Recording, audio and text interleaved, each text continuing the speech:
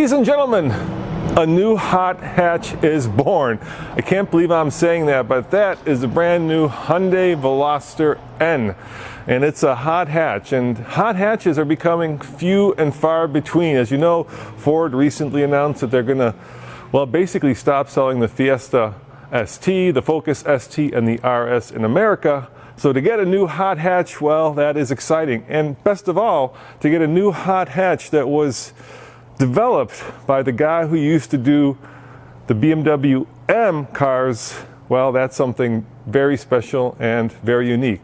And I had a chance to talk with that guy. His name is Albert Bierman, and we're going to spend the next 20 minutes telling you everything you ever want to know about that car, how it was developed, how fast it is, and why Hyundai has decided to actually sell a hot hatch in America.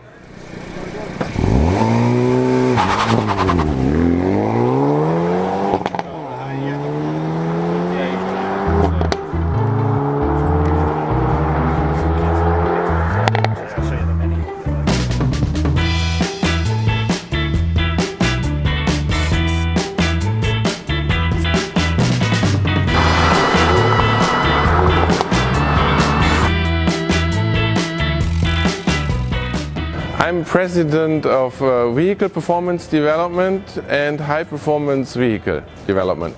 The whole story, the whole philosophy behind the Veloster N to develop a car that is really following the script of Hyundai N, which means focus on cornering, enjoy the fun of cornering driving, at the same time make it a very enjoyable car for everyday driving, some utility and practical car, but also then have a car that is capable of putting hot laps on the racetrack, and not with like tons of extra kit you need. You can take the Veloster N from the showroom, do some bed in, and then basically take it out on a racetrack, enjoy some hot laps. And so that is, I think, the uniqueness of the Veloster N, that it covers a wide range of driving character, from racetrack driving to going to the office every day, go to the grocery store. And it's a very practical car with two doors on one side and one door on the driver's side. The front is clearly dominated by the cooling performance and aerodynamics. So for the racetrack capability of a Hyundai N performance car, you need very good strong cooling, that the car does not degrade under racetrack driving in the hot weather track day like in California. So there's a big opening, and we added like a big intercooler for the charge air, big water cooler, that the cooling performance is really adequate and sufficient for racetrack driving. So, and then we, when it comes to the front also, we find the air curtain here. So, and underneath we cannot see, there is some air deflectors that guide the air to the brake rotors, and with the air curtain, where the air goes in here, goes out here, we extract the hot air from the brake system and take it away, so we have really good brake cooling. So, and we developed special brakes, so with a floating caliper, so, and big rotors, so they are very good brakes for racetrack driving, so the performance level is pretty high. The brake response, the way you, the initial bite, the progression of brakes, so the controllability is all developed that it's very precise, good to control, and also to manage that balance between racetrack and everyday driving, even in the city. The tires is a specific development with Pirelli, so we developed this Pirelli P0 tire. And it even has this special Hyundai HN code here. So it's a specifically developed tire just for the Veloster N. It has a little bit stiffer sidewall because in the especially east coast of the US, in Michigan area, there are really like bad roads out there, and to avoid the pinch cutting of the tires, we want to be on the safe side, and still it's a very good performer on the track. What's your name? My name is Michael Lewis, and I'm a TCR driver with Brian Hurd Autosport. Hey Michael, how does this handle differently from the race car? This Veloster N honestly handles like the same as the i30N that we're driving on the racetrack. You know, we're just not having slick tires, tiny bit softer, but the balance is the same. So that's what I feel, and it's pretty good to rip around this track in this car. Doesn't sound as loud though, huh? Yeah, yeah. This Veloster N is not as loud as our race car. You know, that's just for driving on the streets. But no, to be honest, I mean, I love the rev matching. That's something really useful. It's not just for show. I love the shift lights, and you know, we have that in the race car. So I feel like I'm at home, really. Yeah, let's show the shift lights there. Yeah. So I don't know if you can see it. Right. Yeah. You have right here. Yeah. And you know, to do an optimal shift, you want to shift at the right RPM. So the red light that displays here at the last moment is the right moment to shift, and you just follow directions the car gives you. Let me get the exhaust one more time. Yeah, you ready? Yeah, give it a little bit of, yeah.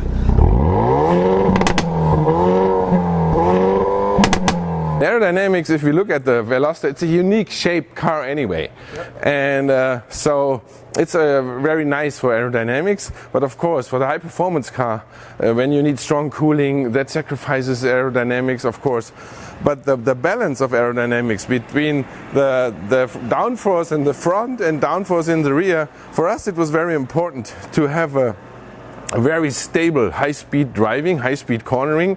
So we figured all this out on the Nürburgring Nordschleife, where we finally defined the aero balance of the car. So with a big rear wing spoiler, it's a double-deck spoiler.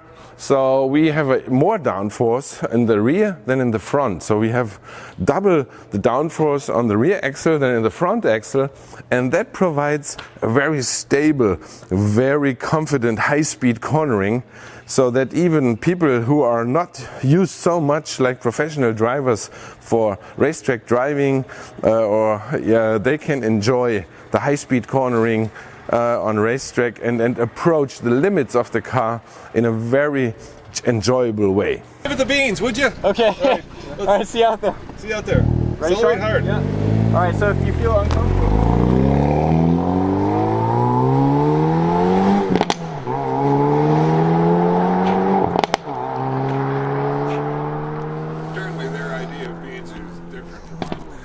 Yeah, he wasn't exactly giving it the beans.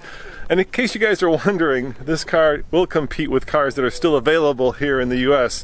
For instance, the Honda Civic Type R, the Golf GTI. These are cars that Hyundai benchmarked when they built the Veloster N. All right, so what does this mean, N? People might be curious as to what the N means. Yeah, the N stands for Namyang in Korea, where our R&D center is located for all Hyundai cars. But of course, N also stands for Nürburgring, because we have our test center in Nürburgring, and most of the tunings we do in the Nürburgring Nordschleife or the little back roads around the Nürburgring area. Albert says that this car has been set up for more fun than fear. In other words, when that heartbeat starts to really go, when you're hitting a turn hard, it's not about fear, but it's about fun. At N, we love the corners. That's our highest priority, to develop a car that's enjoyable for corner driving and mastering the corner. So I call our first generation of Hyundai N high performance car, I call them the corner rascal. So it has to be really hungry for corners, our Hyundai N cars. A big 2-liter turbo. We've got 250 horsepower in the normal one, 260 pound-foot of torque, but then there's a special high-performance one that gets 275 horsepower and a limited slip, right? So talk to me about what the limited slip does for you. Yeah, the limited slip differential we cannot see from here, but that is our fun component. Yeah, that's clearly, we call it the N carving differential, and it's an electronically controlled limited slip differential, and that limited slip differential that really pulls you through the corner. So when you are like mid-cornering and you give a full power acceleration, then the limited slip differential is distributing the torque from the inner wheel to the outer wheel. Then you really get this kind of carving effect through the corner. And that smile is starting to come on my face. I'm really starting to enjoy this. I know that engine note isn't real, but you know what? Who cares? The performance is. And so these are the N buttons. This is the N button where you go to N mode and N custom. And then when we go to N custom, then we can adjust for the powertrain. So we can adjust for the throttle response. Normal, sport, sport plus. So in N mode, during shifting, we keep the turbo rev freely. So we are giving some injection that the turbocharger keeps running nicely. So, and then the rev matching. So we support the heel and toe for the rev matching, and so we can adjust for the intensity of rev matching for the downshifting. But also we have a button on the steering wheel where we can switch on and off the rev matching. So it's this is the on-off button, but also we can customize it in the N custom mode like this. So you were telling me before that at some point you were able to rev match easier than the car, but now the car's better than you. Yeah, I cannot beat the system anymore. In the early days, yeah, we were struggling a little bit, but now it's like almost perfect in all driving situations. And I mean, I can't beat it anymore. I gave up on it. Okay, you know? fair enough. So then, yeah, the ELSD, we have 2 stages to choose from. Yeah, for the ELSD. Yeah. And then we have the sound, where we have a sound generator in the front of the car, and then we have an adjustable exhaust flap in the butterfly valve. But yeah, in the rear. Yeah. So that's nice. And then on the chassis side, we can adjust shock absorbers. We have 3 different levels, but it's continuously adjusting damping. So it's not like we have 3 defined characteristics. So it's continuously adjusting to the sensor input. So, and we have steering wheel input. We have 3 sensors on the body side. We have 2 sensors wheel side, and it's a very sophisticated system. So we can have independent road support, front and rear, so we can do a lot of nice load transfer, fine-tuning with our CDC system. Then steering, we have 3 different levels of steering, so steering weight, let's say. And then the ESC, we have like normal mode, which is already not very restrictive.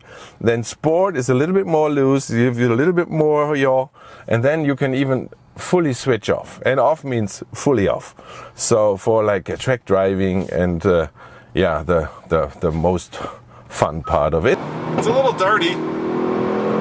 Maybe that's because it's set up as a race car. So the suspension, I would say, is perfect for this racetrack. The steering's really tight. Second elevation gain, up and over. This one isn't as bad. Cut the right corner here. Set up for the next turn. Don't hit the rev limiter. Brakes are really solid, better than I could ever use. Hit the throttle, coming out of the turn, straight away again.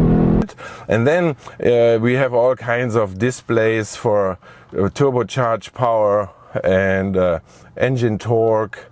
And we can have a lap timer with all like fancy things and G-force. So we are measuring the G-force, so all kinds of things for the enthusiasts who, yeah, want to use their car. And for track day, for example, yeah, it's nice for some documentation and to improve your driving style and your lap times. So our viewers must by now know that you are German. I guess so. And you used to live in a part of Germany called Bavaria because you used to work for BMW, right? You used to be the guy in charge of chassis tuning for the M cars. Yeah, I was the head of development for BMW M the last 8 years before I came to Korea. So how does this car compare to a BMW? I mean, this is a front-wheel drive car. Yes. And it's hard to compare, but the philosophy how to make a high-performance car is not so much different from the way I did it when I worked in BMW M before. But this is a front-wheel drive car, and so with a little front-wheel drive car, I think this is a very playful. And I discovered the magic of front-wheel drive immediately when I started working on the first generation high-performance N cars. So, and for me, it's very enjoyable now, like this carving feel and So you discovered the hot hatch. Is that what you're saying? Definitely, definitely, and it's very playful. The throttle off, turn in, and the way you can play with it. It's really nice, and I mean it's front-wheel drive, so it doesn't scare you that much like with a snap oversteer and this kind of thing. So that wasn't quite the beans. That wasn't the beans. What is That it? wasn't the beans. That was like half the beans. That was. I was going pretty hard. Sean was having a good time.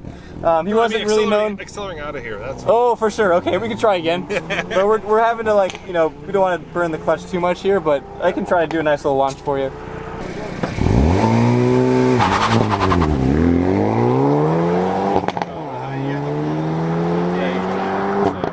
said in Europe they're testing this at 0 to 60 because it's already available in Europe at about 6.1 seconds, 0 to 60, right? Yeah. And a top speed of how many kilometers? Was it governed 155? I believe. Yeah. It's governed at 250 in Europe, and I mean the Veloster might be a little bit faster. It has a little bit less square area, and it's a little bit less heavy than the i30N. So I would assume 0 to 60. The magazines might do, I don't know, 5.9, whatever. It's still fast. Yeah, it's a fast car, no doubt. The car does go where you pointed, and you can feel like it's really not plowing very much. A lot of times with front-wheel drive cars, we haven't been pushing it yet, but with front-wheel drive cars, the issue is, of course, when you go into a turn, it just wants to plow it. All that weight's on the front, and it wants to push. You get a lot of understeer, and I'm not sensing any of that. Yeah. And in case people are wondering, this starts at about 28,000. If you get the performance package, it's about 30,000. Yeah, below 30,000, that's the target. I hope our Hyundai America people can make it to that point. Yeah. And so I think that is the core strength of every Hyundai N high performance car. Initial thoughts on the Veloster N. It's tight. It's tidy, it's fast, it's sharp, it's trackable, and it's fun. It really is fun. I'm very impressed just by how really controllable and really direct this car is. There was never a sense there, except for one moment when I was going really fast where the car was controlling me, whereas I was not controlling the car. And that's a mark of a good car, because if you feel like you've got this car well under your control, then you feel like you can go fast. And if you can feel like you can go fast, then you actually do go fast. A lot of cars are terrifying at speeds and very hard to learn. This car is neutral. It's easy on the heartbeat. It's easy on the eyes. I think it's got everything that you'd want in a hot hatch. And if you guys actually do want to track it, I think you'll find it a rewarding and fun experience.